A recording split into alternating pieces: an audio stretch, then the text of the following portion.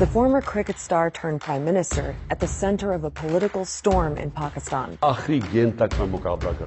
He was kicked out of office last year, is now facing more than 100 legal cases, and was briefly arrested in May. It led to huge protests and violence. Khan says he's the victim of a conspiracy to force him out of politics for good. What is happening right now is not because of me. People in Pakistan are really divided over Imran Khan. His supporters see him as the only hope for the country. Imran has basically become a prophet of change, while his opponents accuse him of spreading lies and fueling a toxic style of politics. This became a two-way fight of rhetoric of like good versus evil. So who is Imran Khan? Why is he so divisive? And why is politics in Pakistan in such chaos right now?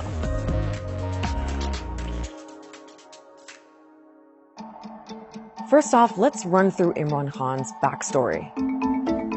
He was born into an upper-class family in Lahore and went to an elite high school. He studied at Oxford University in England, but it was his cricketing career that made him into a superstar.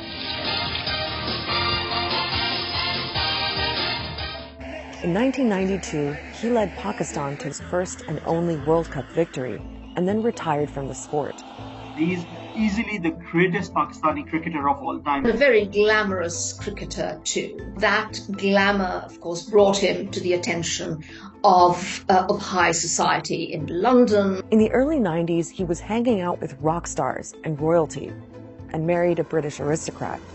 But he was also getting into charity work and raised money to open a cancer hospital in Lahore in memory of his late mother. Here's a cricketer, a public icon, trying to provide free cancer care in a country where this was not accessible for most people. And that then translated into a conversation he had about the role of corruption, improving governance, and then his entry into politics. In 1996, Imran Khan launched his own political party, Pakistan Tehreek-e-Insaf, which means Movement for Justice.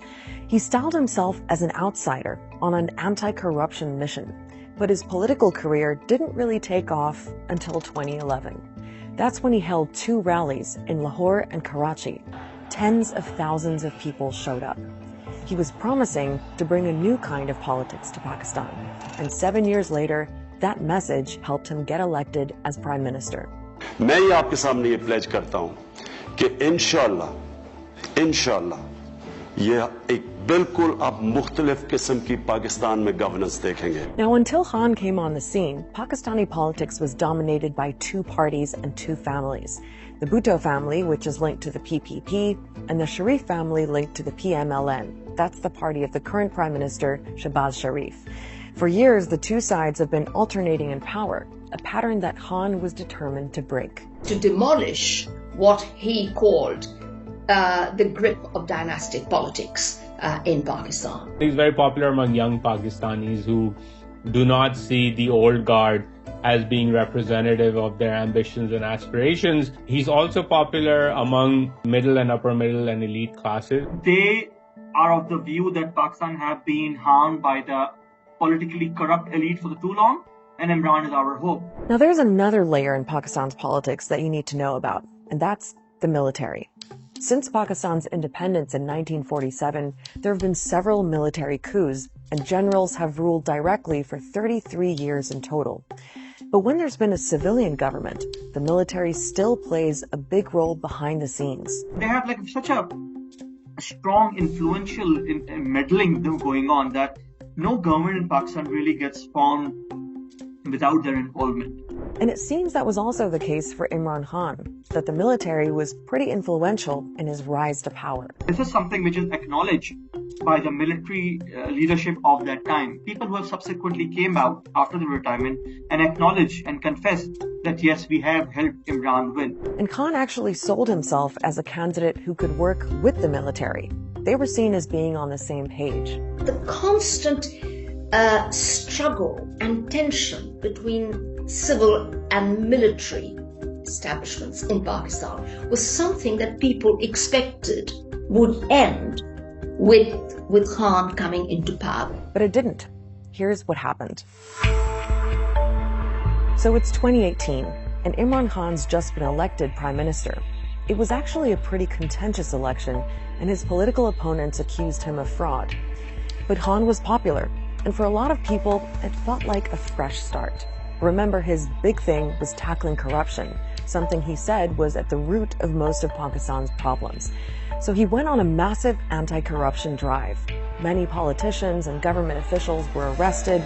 Khan's supporters approved, but his critics said it was one-sided and that he was only targeting his political opponents, though Khan denies that. Order in the house, please. Another criticism was that Khan's approach created a kind of vindictive and divisive political atmosphere.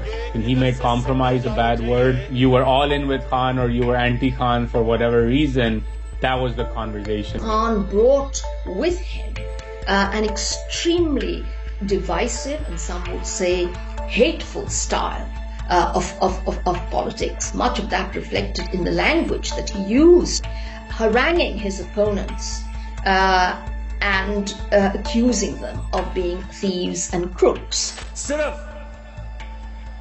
हम जिससे मुफाहमत कभी नहीं करेंगे वो लोग हैं जिन्होंने पाकिस्तान की अवाम का पैसा चोरी करके मुल्क से बाहर लेके गए. Now, the economy was a big issue when Khan was prime minister. He inherited a lot of problems, including a major debt crisis, and he had to deal with COVID too. But the bottom line was that living conditions for most Pakistanis didn't improve under Khan. Inflation soared and the value of the currency fell. As the economic stress mounted, people sort of began questioning, what this hope and change mantra was all about. And I think that began to then erode his popularity. Overall, your democratic, your human rights, these things were being impacted. Politicians were thrown in jail, things like that. But economy was also being impacted. And along with these things, Imran's relationship with military also started fracturing. Now, it's hard to know exactly how Khan's relationship with the military broke down because this is behind-the-scenes kind of stuff. But strains developed after a couple of years with Khan as prime minister. It seems the military wasn't happy about the way things were looking. The economy was in bad shape. And on foreign policy, Khan seemed to be going his own way with a more anti-Western approach. There was a reported disagreement, too, over the intelligence chief, who was supposed to leave his job after 3 years, as per military policy, but Khan wanted him to stay. It was kind of a straw that, if not broke the camel's back, it really made things irreparable from that time onward. It's always been a marriage of unequals. Every time a politician or a political party has allied itself with Pakistan's military, they always get hurt by it. By 2022, it seemed pretty clear that the military was pulling their support from Khan by standing back so the opposition parties could go after him. Those parties held a no-confidence vote in parliament. Khan lost, and Shehbaz Sharif replaced him as prime minister. So what's happened since then? Well, Imran Khan's been fighting back against what he says was a conspiracy to remove him from power. He used to claim, when he was being ousted or close to it, that there was an American conspiracy. Within a few months, Khan's tune had changed. It has moved from a conspiracy hatched abroad to a conspiracy hatched at home. He has also singled out the serving army chief as having some kind of personal grudge against him. He's held huge rallies all across Pakistan. At one of them, he was shot in the leg, and he says it was an assassination attempt. Now, Khan's been calling for a general election, and under the Constitution, that has to happen by October at the latest. But Khan says his opponents are using a mountain of legal cases, more than 100, to try to exclude him from running. Every other day, there's some sort of case which comes up in a court appearance. They include all sorts of allegations, from corruption to terrorism, even attempt to murder.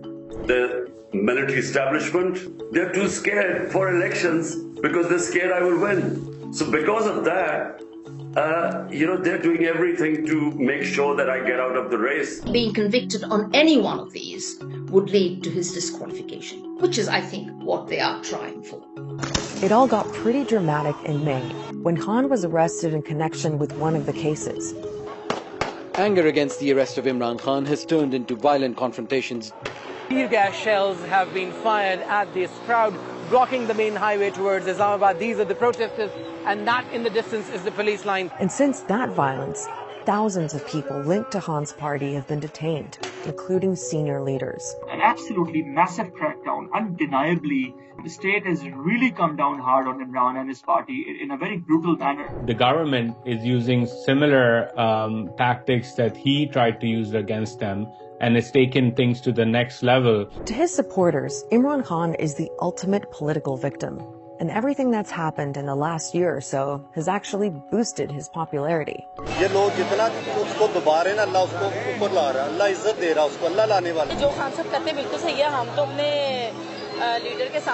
By all accounts, Imran Khan today is Pakistan's most popular politician. I think there is agreement that if elections were to be held tomorrow, he would win. So Imran Khan is as popular as he's ever been.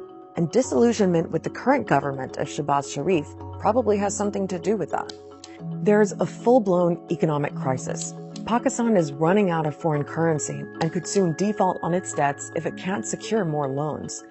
And millions of people are still dealing with the aftermath of last year's floods that left a third of the country underwater. So while this brutal political fight is going on, there are so many other urgent problems stacking up. 4 million people just over a few months have fallen below the poverty line. And I don't think any segment of elite society, politically or institutionally in Pakistan, and that includes the military, has an answer to solving these problems. And that's the real tragedy here. Complete chaos happening. And it's easy to blame Imran Khan for it, or military for it, or this class or that class, and all of